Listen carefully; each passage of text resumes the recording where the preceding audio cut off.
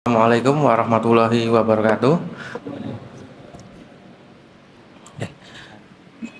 Alhamdulillahirrahmanirrahim. Wassalatu wassalamu ala ibadillahi sholihin. Asyhadu alla ilaha illallah wa asyhadu anna Muhammadan abduhu wa rasuluh. Allahumma sholli ala Muhammad wa ala ali Muhammad kama shallaita ala Ibrahim wa ala ali Ibrahim innaka Hamidum Majid. Alhamdulillahirrahmanirrahim. Segala puji syukur kepada Allah Subhanahu wa taala atas limpahan rizkinya, sehingga pada pertemuan Jumat Kamis hari ini pada sholat zuhur kita dapat bertemu. Sebelumnya saya memperkenalkan diri. Nama saya adalah Muhammad Fahrul Reza, dosen radiologi Universitas Aisyah Yogyakarta. Ini karena saya bukan orang agama, jadi saya akan menghubungkan antara sains dengan agama. Saya mengambil tema tentang rahasia Tuhan di balik matematika. Oke. Nah, sebenarnya matematika itu unik. Jadi di alam semesta ini itu tidak bisa lepas dengan matematika. Walaupun hal sepele, itu ternyata ada pola matematika di dalamnya. Sampai-sampai para ilmuwan itu bingung dengan matematika. Kok bisa? Semua hal yang ada di dunia ini itu pasti nyambung dengan matematika. Mengapa seperti itu? Kita ambil contoh black hole. Black hole itu baru bisa difoto itu tahun 2017. Tapi sebelum itu ternyata sudah diprediksi dalam rumus matematikanya Einstein tahun 1915 atau 1 abad sebelumnya.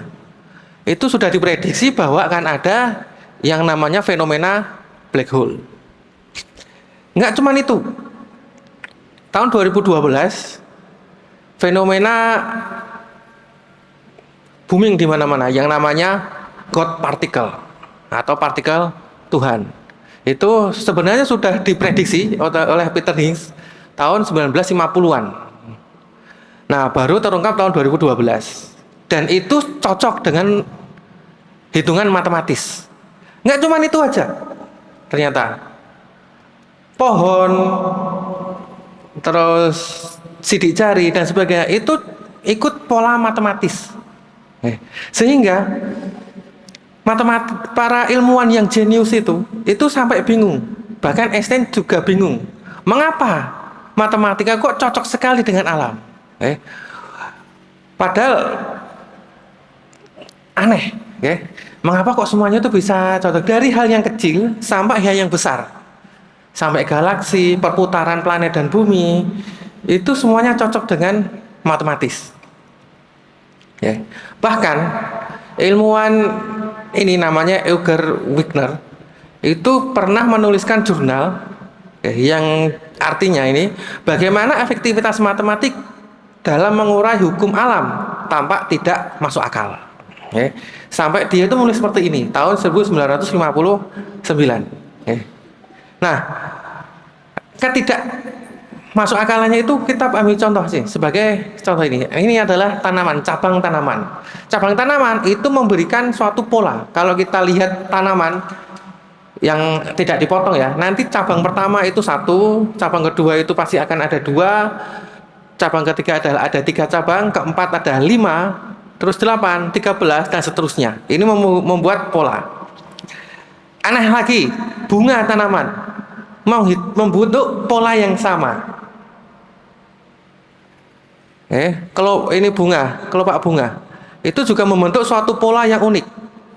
Ini 1 mahkota, ini 2 mahkota, sini 3, ini 5. Tidak ada tanaman yang punya 4 mahkota, itu tidak ada.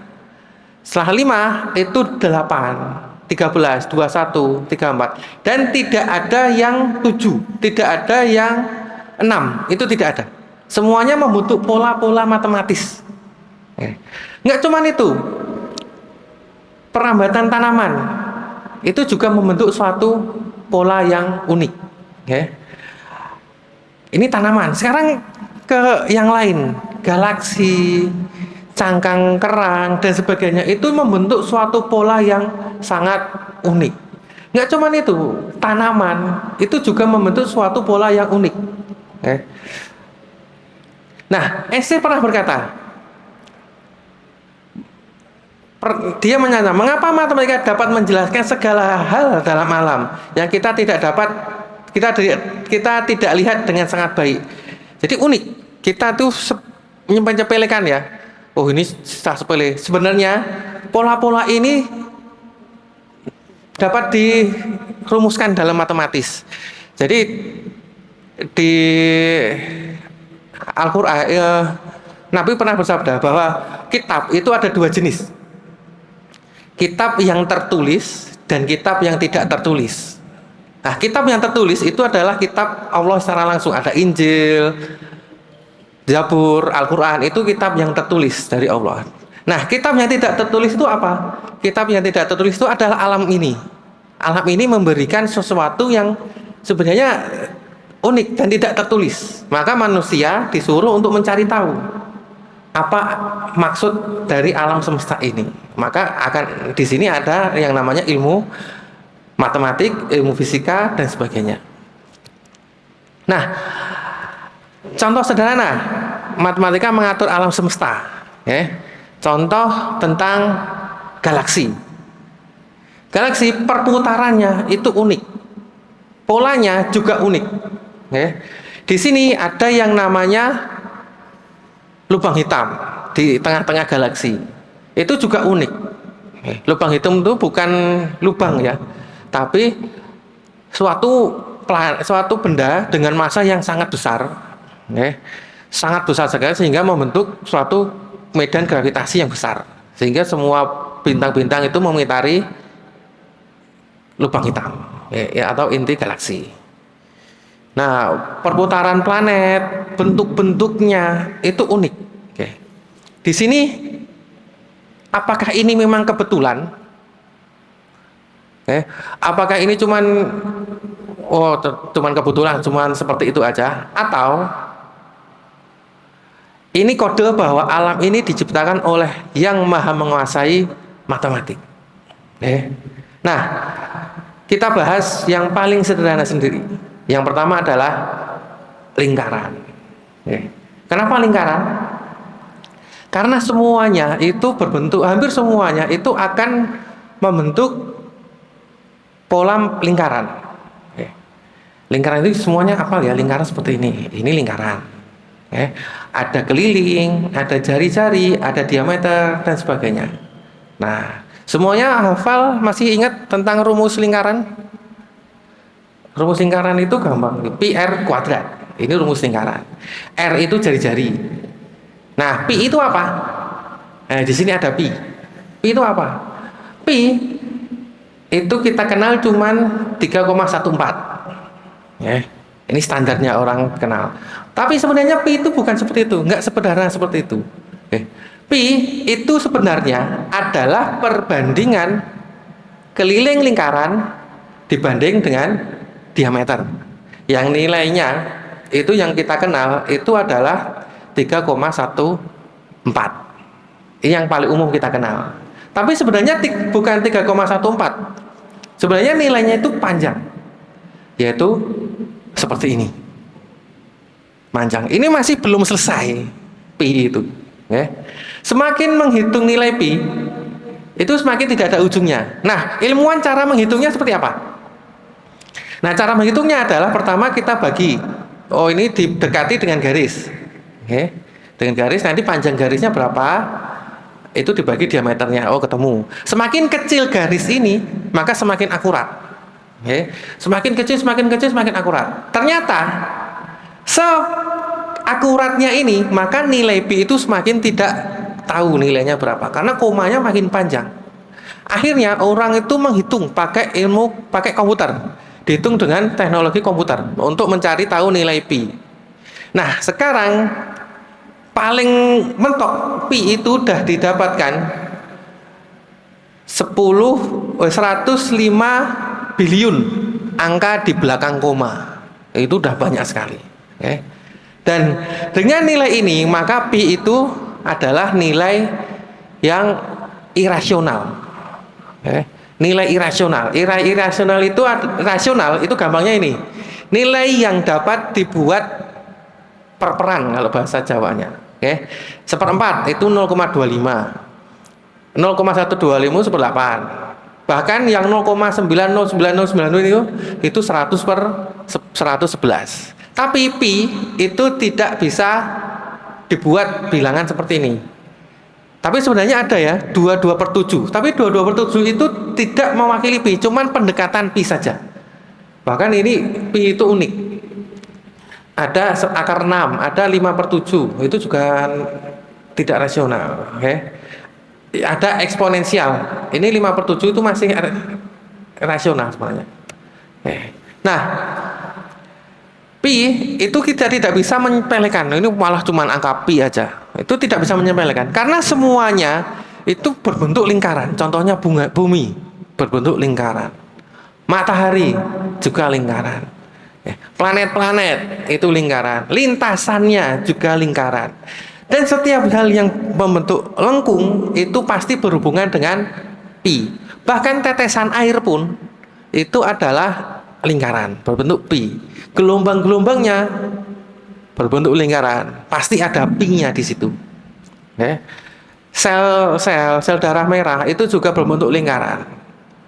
Bahkan yang kecil atom itu juga berbentuk lingkaran. Molekul-molekul atom itu juga berbentuk lingkaran.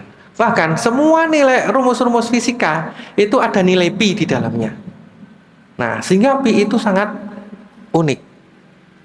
Nah, keanehan lain pi tidak bisa ini orang-orang itu juga bingung. Pi itu ada keanehan. Kalau kita punya permainan, kita punya kertas, kita garis-garis, dan kita punya jarum. Kalau jarum kita jatuhkan ke dalam kertas, maka akan ada dua kemungkinan. Kemungkinan pertama, jarum itu menyentuh garis. Dan kemungkinan kedua, jarum tidak menyentuh garis. Bisa jatuh di sini atau di sini. Atau dia menyentuh garis.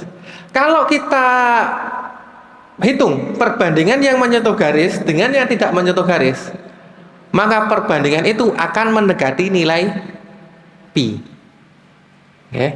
Akan mendekati nilai pi. Yaitu nilainya 3,14 sekian. Semakin banyak, maka semakin dekat dengan nilai pi. Ini keunikan pi. Jadi pi itu akan berhubungan dengan statistik juga, tidak cuma matematik.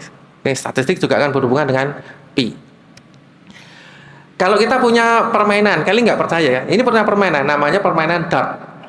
Tapi ini pakai kertas saja. Dan kita punya anak busur.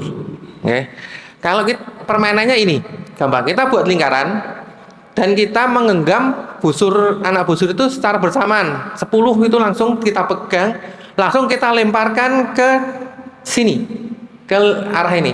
Maka akan ada dua kemungkinan. Kemungkinan pertama, masuk ke dalam lingkaran. Kemungkinan kedua, di luar lingkaran. Kalau kita lakukan berulang-ulang, maka perbandingan antara yang masuk lingkaran dengan yang tidak masuk lingkaran itu membentuk kemungkinan nilai pi. Nah, inilah uniknya nilai pi. Jadi ini apakah ini suatu kebetulan atau menunjukkan sesuatu hal yang unik? Ini menjadi pertanyaan. Bahkan para ilmuwan aja bingung, mengapa seperti ini, bisa seperti ini. Orang-orang jenius itu juga bingung, kok bisa membentuk suatu pola yang unik di sini. Nah, kita boleh benci matematika, tapi ingat matematika itu ada di mana-mana. Pi itu ada di mana-mana. Tidak kita sadari, pi itu ada di sekitar kita. Bahkan semua hal itu akan membentuk pola pi. Nah, saya tunjukkan sesuatu hal yang unik lagi. Yang namanya adalah golden ratio. Golden ratio itu gampangnya ini. Kalau kita punya garis A sampai B, maka garis itu kita bagi menjadi dua, di tengah-tengah C, dengan perbandingan A sampai B, panjang A sampai B dibagi A sampai C itu sama dengan A sampai C dibagi C sampai B dengan nilai 1,61800 sekian. Ini juga bilangan irasional karena tidak bisa dibagi secara perbandingan. Kode rasio ini sebenarnya sangat simpel, seperti ini aja. Akan tetapi ini yang mengendalikan semua ukuran yang ada di alam semesta. Uniknya, manusia diciptakan berdasarkan golden ratio. Nah, penerapan golden ratio itu salah satunya di cangkang moluska, ada di bunga, ada di badai, ada di galaksi dan sebagainya. Bahkan di manusia itu juga ada golden ratio. Coba Bapak Ibu nanti dihitung panjang dari kaki sampai pusar dibanding pusar sampai ujung kepala itu 1,6 sekian. Nggak cuma itu, tangan, dari tangan ini sampai semuanya ini tangan dibanding yang sini sampai ini itu golden ratio. Ini apa ini? Ini namanya apa sih? Bahasa medisnya saya juga nggak tahu. Ini dibanding yang ini itu golden ratio. Bahkan ini ya, dari sikut sampai ke ujung jari dibanding dengan sikut sampai ke pergelangan itu juga golden ratio. Pergelangan ini sampai ini telapak tangan itu juga golden ratio. Nggak cuma itu, jari-jari itu juga golden ratio. Unik. Bahkan muka, wajah manusia itu juga golden ratio. Kalau kita menghitung ujung kepala sampai ujung dagu dibanding dengan alis sampai dagu itu golden ratio. Kepala sampai alis sampai dagu golden ratio. Mata juga sama, golden ratio. Mulut golden ratio. Bahkan golden ratio itu menjadi standar kecantikan. Semakin mendekati golden ratio, makin cantik orangnya. Maka di Google itu ada aplikasi untuk menghitung skor golden ratio di wajah. Ini mbaknya ini nilainya 9,42 golden ratio-nya. Jadi hitungannya cantik, gitu kan. Ini nanti kalau saya hitung itu paling saya nilainya 10 ini nanti kan, sangat ganteng, gitu kan. Nah, nggak cuma di sini, nggak cuma di wajah, di dalam tubuh itu juga golden ratio. Salah satu contohnya adalah detak jantung. Nih, dalam satu periode detak jantung antara periode T dengan periode P itu golden ratio. Maka orang normal itu pasti berhubungan dengan golden ratio detak jantungnya. Ini ada golden ratio di dalamnya. Itu suatu hal yang unik. Nah, tapi sebelum kita membahas golden ratio yang sangat jauh, kita bahas dulu tentang deret Fibonacci. Ini juga berhubungan dengan golden ratio. Nah, Fibonacci itu yang menghitung, dia mengetahui tentang fenomena cangkang, fenomena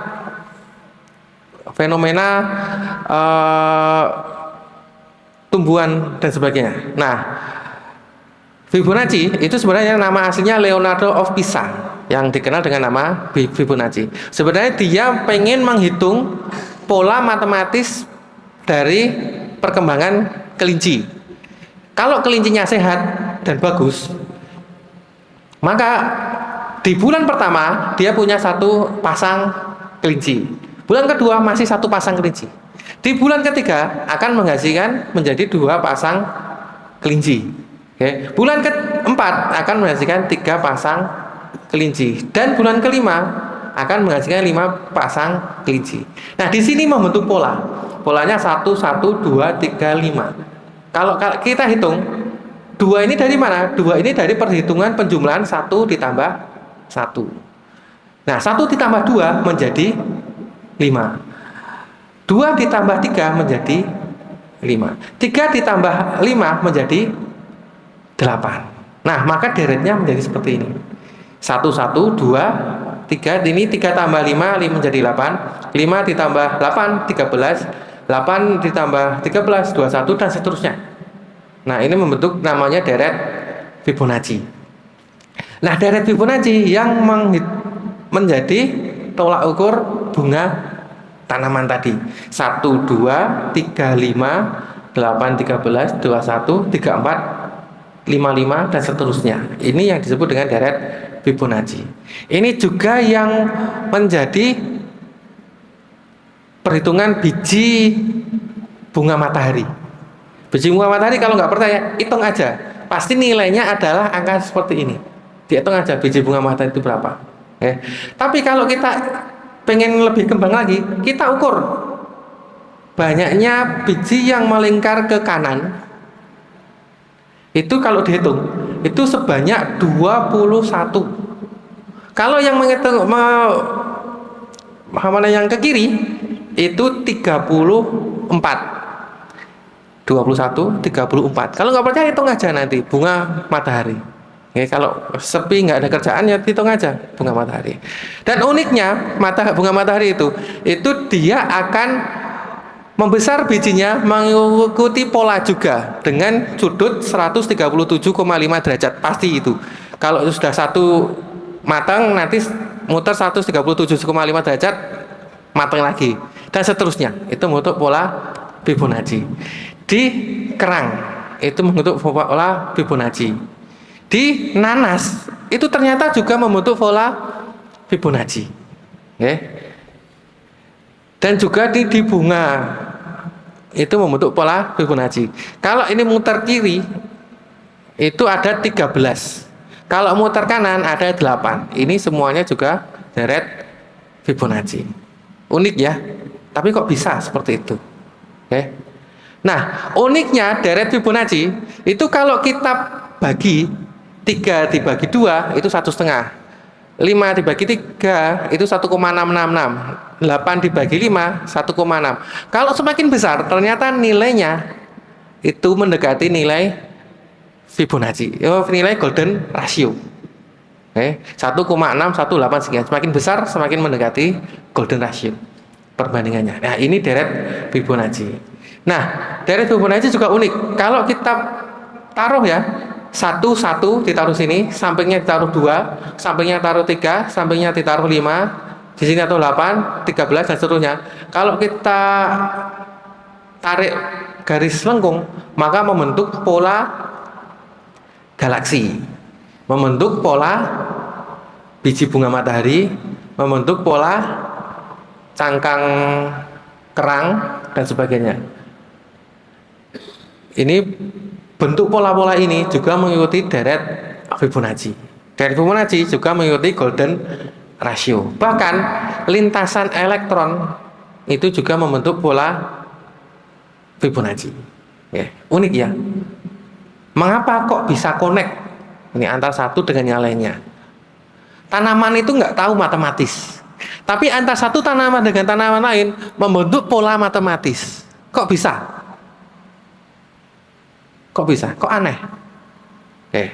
Maka saya mengutip dari surat Fatir ayat 13, yang artinya dia memasukkan malam ke dalam siang dan memasukkan siang ke dalam malam dan mendudukkan matahari dan bulan, masing-masing berjalan menurut waktu yang ditentukan. Yang berbuat demikian itulah Allah Tuhanmu. Kepunyaannya lah kerajaan, dan orang-orang yang kamu seru selain Allah tiada mempunyai apa-apa walaupun setipis kulit ari. Disinilah Allah telah menundukkan alam, membuat alam itu menurut pola matematis. Saya juga mengutip surat Al-Mulk ayat 3 dan 4, yang artinya yang menciptakan 7 langit berlapis-lapis. Tidak akan kamu lihat sesuatu yang tidak seimbang pada ciptaan Tuhan yang Maha Pengasih.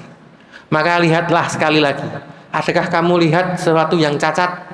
Nah, di sini kalimat inilah yang menunjukkan bahwa semuanya sudah dibuat oleh Allah membentuk pola matematis. Nah, yang artinya ini tafsirannya,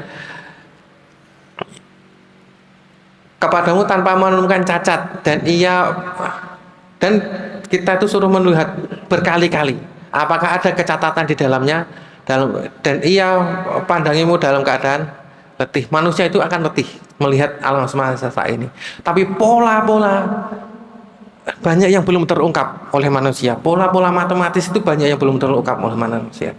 Jadi kita perlu belajar, perlu mempelajari alam ini untuk mengetahui rahasia Allah di dalam dunia ini.